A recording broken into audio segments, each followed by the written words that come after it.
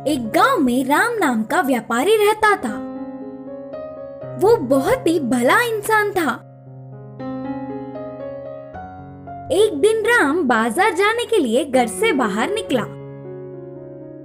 उसी समय में उसके घर के सामने से दो व्यक्ति दो बड़े टोकरियों में मिट्टी ले जाते हुए दिखे। उन्हें बुलाया।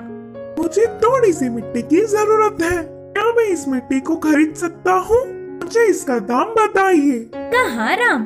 फिर उन दोनों में एक व्यक्ति मिट्टी देने के लिए विचार कर रहा तो दूसरे व्यक्ति ने बेचने के लिए मानने पर दोनों टोकरियों की मिट्टी को घर में एक जगह रख के वे दोनों राम के दिए हुए पैसे लेकर बाहर आ गए। फिर से दोनों में से एक ने कहा, इस मिट्टी को जमींदार जी ने ले आने के लिए कहा था ना, तुमने इसे बेच दिया, अब जमींदार जी से क्या कहेंगे? तब दूसरे ने कहा, डरने की कोई बात नहीं, नदी के पास बहुत सारी मिट्टी है, फिर से वापस लौटकर मिट्टी लाके जमींदार जी को दे देंगे करके बोला। दोनों नदी के पास जाकर मिट्टी लाकर जमींदार जी से मिले और उनके बोलने पर उन मिट्टी की टोकरियों को बंगले में एक जगह रखकर वहां से चले गए। दूसरे ही दिन ठीक समय देखकर जमींदार उस कमरे में गए और उन टोकरियों को देखकर परेशान हो गए। ये क्या अभी भी मिट्टी के जैसा ही है करके सोचा। दोनों टोकरियों की जांच किया तो सब कुछ जैसे का वैसा ही था। तुरंत साधु को बुलवाया।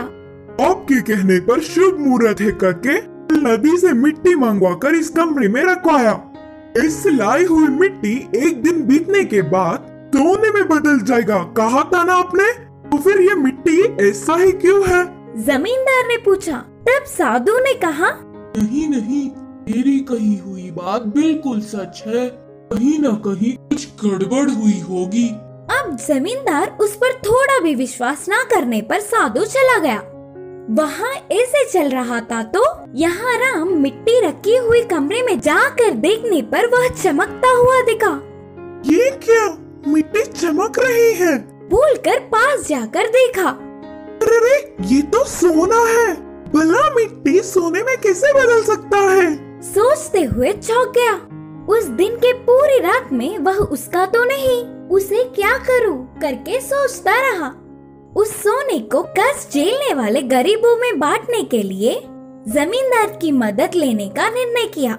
राम सुबह ही उठ के सीधे जमींदार के पास जाकर कहा, जमींदार जी, मैं आपसे एक बात बोलना चाहता हूँ। अच्छा ठीक है, बोलो। जमींदार ने कहा, मेरा नाम राम है, मैंने कल दो व्यक्तियों के पास से मिट्टी खरीदा था। बोलते हुए शुरू करके